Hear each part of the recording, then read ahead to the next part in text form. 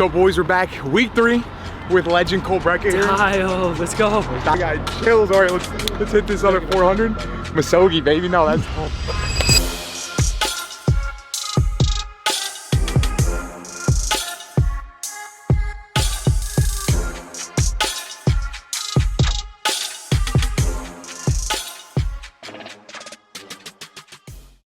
So Cole probably has the craziest resume I've ever heard of. He's done Great World Race, so that's 7 marathons, 7 continents, 7 days. Yeah. He owns his own business. He's the most dialed person I know specifically, and you know, he's also just a stud. I think that's the greatest thing about the series is that none of us are like paid runners. You know, we don't run for a living. We all have, you know, our outside lives, and so being able to run 100 miles, to train for 100 miles, but also live our regular life with our families and our personal schedules and our work schedules. This is where the dedication comes in. It's about to be nightfall. It's early mornings, late nights, but we're at the track. You know, he said it. We're pretty much just ordinary people. We all have the same setup everybody else does. Everybody's given the same set of 24 hours, but we just use them in a way that we want it more, okay? We're doing this for recreation. Nobody's going out and running 100 miles just for fun. We want to challenge ourselves because, you know, it's like, it's in our DNA. It really is just in our DNA. I get so antsy when I'm working because all I'm thinking about is, I wish I was at the gym right now. It's the craziest thing. That the tough thing about ultras, and you know, I've only done a couple ultras. I've never actually done a 100-mile race, so this is new ground for all of us. But at a certain point, the physical kind of leaves and the mental takes over. And so somewhere between mile 1 and mile 100, the cardio goes out the room, the physicality goes out the room, and it becomes a mental game. And so like the track is the perfect place to kind of get a glimpse of that, where you ramp up your heart rate, you put everything down, and then you try to experience what you're going to experience out there. During his Great World Race, he was telling me he went through the delusions in Antarctica, and you just want to tell us a little bit about that? You start to hallucinate. It's such a weird thing. You get so physically tired that I started seeing things. So I ran a marathon in Antarctica, and it was just white plain for as far as you could see. And one of the craziest things started happening. I started seeing that it was like breathing and moving. It started looking like waves, but it was all just white ice. And I remember I was running, and I had my videographer with me, and I kept on thinking he was coming over my shoulder, and I would like turn around and there would be nobody there. And so like I just started hallucinating and going crazy. And that's like part of the whole lore between the 100-mile race is like, you're gonna be so physically broken that like, if your mental is not there, forget it. You're gonna hallucinate, your joints are gonna hurt, you're gonna have no nutrition in you. And so it's all about just digging deep, and it's you go kind of survival and primal in these states. You know, when it gets tough, you got to dig in, and we're gonna get after it. So let's run these 6 and let's cross. All right, let's go, baby. I want to end in the Vegas Strip. That would be so tough. It's a lot of people don't realize it's 4 marathons, 100 fucking miles. It's different than any other races where like you have to play pace and stuff like that. It's not even a marathon, it's an ultra marathon. So like nutrition, like you can't just be eating gels and stuff, you know, because in a marathon, no matter what you do, it's over in 3-4 hours. Ultra marathon is 3 days. Nutrition plays a factor. You're running on no sleep. So like the time of day you start, what time you want to go through the night. Yeah. Everything from like when you're using the restroom, who are your pacers, you know, what time do you want to finish? Are you planning for, you know, errors? What if you get a flat tire in the RV and you lose your whole race crew? Like, are you going to continue on? Like, yeah, so much stuff can happen. So you just got to control what you can control. And it's better to honestly just focus on the run. There is not one single centimeter for just any bad energy, any disappointment, or just any doubt. Like, we need to keep each other up. When I was running the Great World Race, the 7 marathons and 7 continents, my coach told me 3 things: mental, mechanics, metabolism. And so as I was running, I was like, what is my mental state? Am I thinking good thoughts? Am I saying, you know, you can do it? Or am I thinking bad thoughts, and how do I get rid of those? What are my mechanics? My shoulders up? How's my stride? You know, what does my form look like? Am I slouching because I'm tired? Are my joints hurting? Am I starting to get off of my mechanics? And what is my metabolism? Have I had enough nutrition? Have I had enough water? Have I had enough electrolytes? And as long as I cycle that through my brain, I kind of held myself accountable. And that is like some of the key things. Just in these weird states of like where you go into survival mode, there's only a few things you care about at those times. It's like my body, my health, my nutrition, my hydration. So it's focusing on those things while you're also trying to defeat 100 miles. So when you're doing your 7 marathons, right, was there a mantra or anything you kept repeating yourself to keep yourself up? Or that's the mental, metabolism, mechanics. So that Just cycle that. drill. Mental, metabolism, mechanics. All right, I kept myself in check because you start to get so down on yourself. You're like, my fucking joints hurt. My ankles are broken. I haven't eaten anything in a while. I'm tired. I'm on my 5th marathon of 7 marathons. Mental, metabolism, mechanics. I was able to kind of recenter myself. And so like, it's try to think positive thoughts because again, the physical leaves the window a marathon in. You know, you run 75 more miles and it's all mental. If you don't have your mental right, doing something super tough with like the people you love and people that are like-minded is the best way to accomplish a feat like this, because I'm gonna hold him accountable, he's gonna hold me accountable. And throughout the duration of the whole entire race, I'm gonna make sure that he's good and he's gonna make sure I'm good. And having that camaraderie between us is what's gonna actually get us across. 100,000%.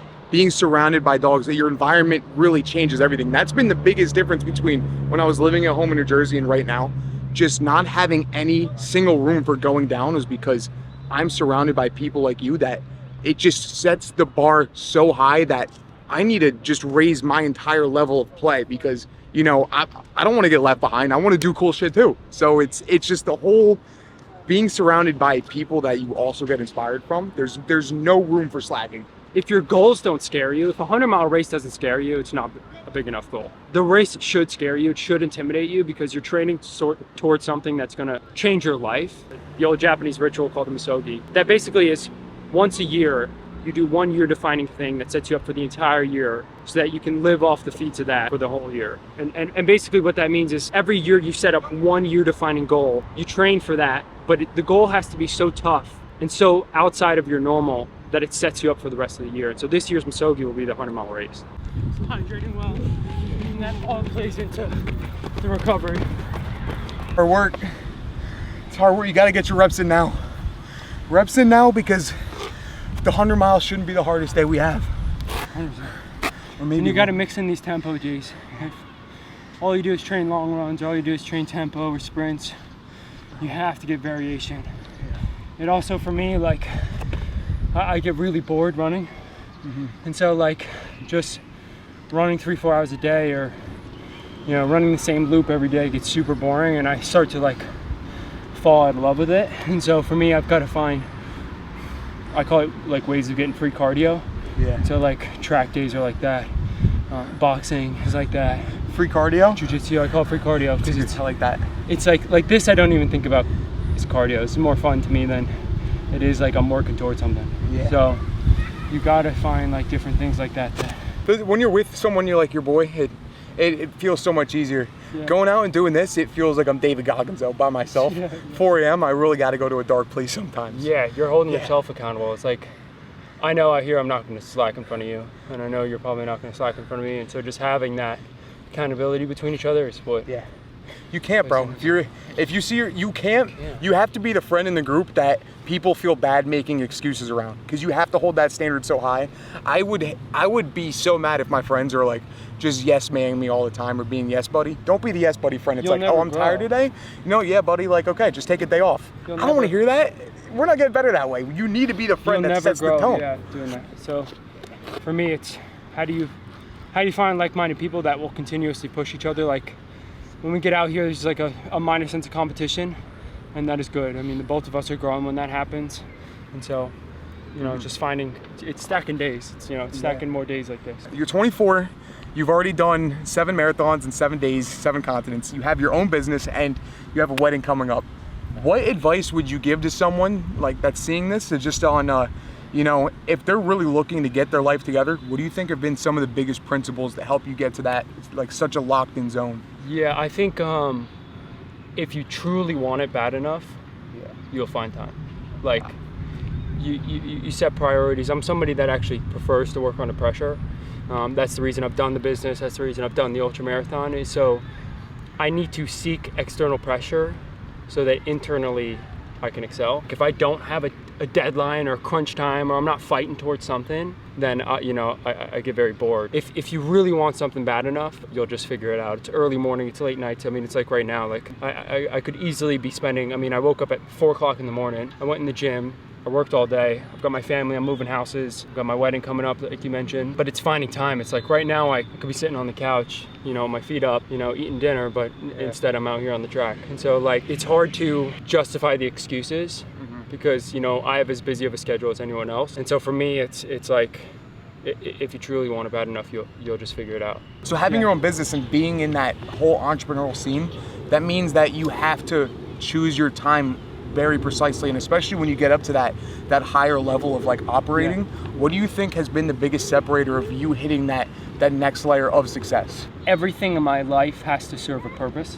So I mean that even goes down to the food I eat. If the food you eat does not serve you, it has no place in your life. And so like for me, if the task or the hobby or whatever it is I want to do doesn't serve me and my greater passion and my pursuit, I just completely cut it out of my life. I got no room for that. You won't catch me at a nightclub on a Saturday night. You won't catch me because those types of things don't serve a purpose in my life.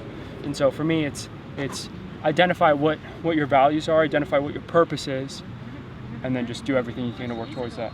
At some point, you really have to pick what pains you're going to go through because, the battle's coming. At some point in your life, you're going to be battle tested and there's going to be an uncomfortable situation or just the overall mounting fear of not living up to your full potential is going to come. So you either have to wake up and lock the fuck in and actually check off your priorities every day, because the only other alternative is going through the motions and eventually you're going to wake up 45 unfulfilled, and that sucks. So right now you really have to make the difference on setting your habits straight because it's coming. The battle is coming.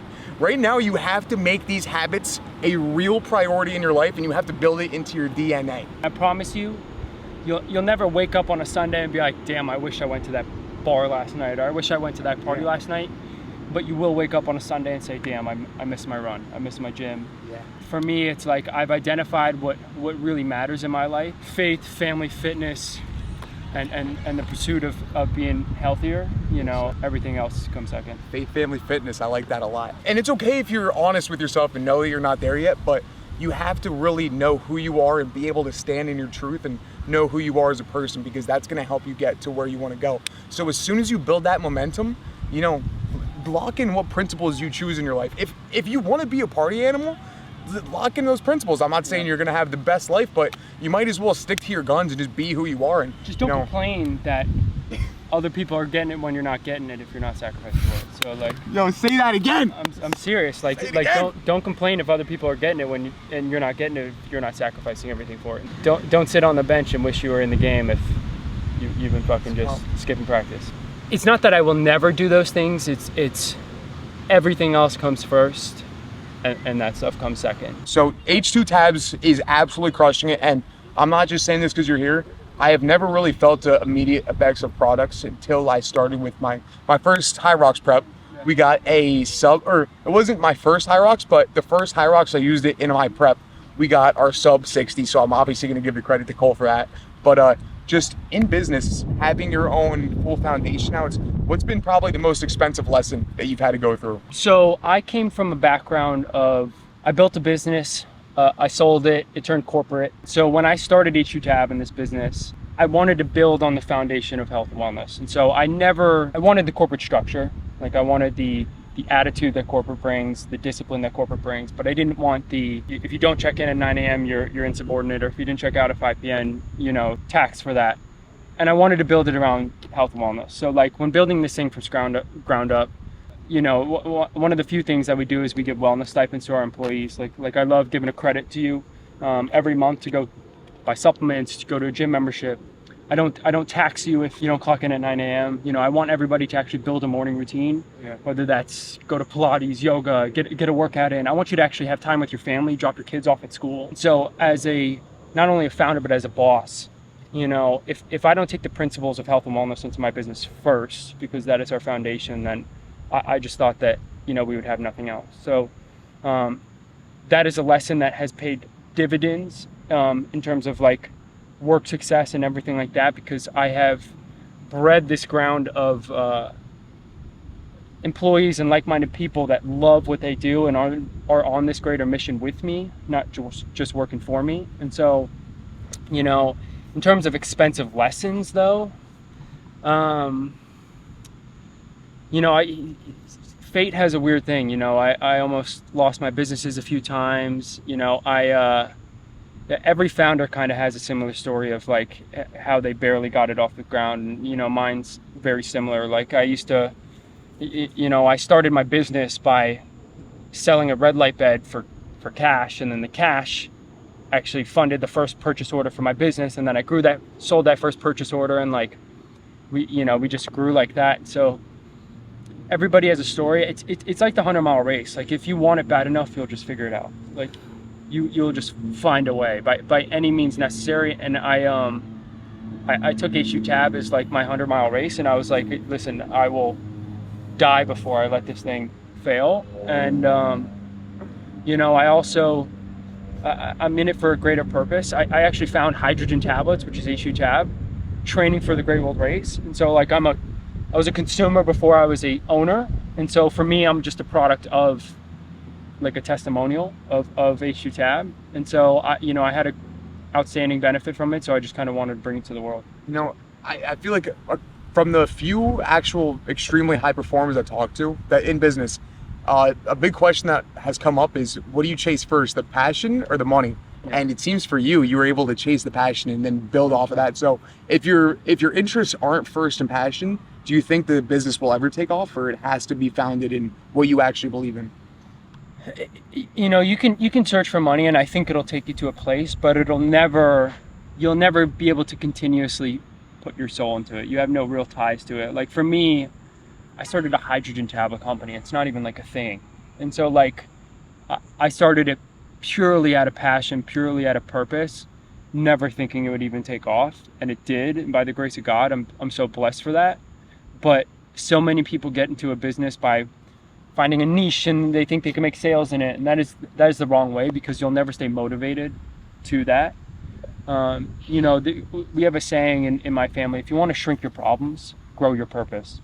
And so like, if you want everything else to go away, you want to stop worrying about money, just grow your purpose. And so like, when times were tough in the early days of starting HU Tab, my purpose was so big that I didn't even let that other stuff drag me down. So it's a whole different experience. And I think that's really when you see brands really go to the next level, is like when you're fully bought in and invested. If this thing didn't earn a penny for the next 10 years, I'd be doing the same thing I do every day. How you said take the chance, I like that, because people don't realize how privileged we are to live in 2025 right now. If you take the chance and you go back to zero money, look how nice it is all around you. There's so many. We're not in the 1800s. We're not in the, like, all right, we're not in the ice age. You're not gonna get eaten by a fucking tiger or something, okay? At the end of the day, take the chance, because at worst, you're probably still gonna be able to go back to somewhere warm. We're all fortunate enough to have resources to give us water and food, even if it's free, okay?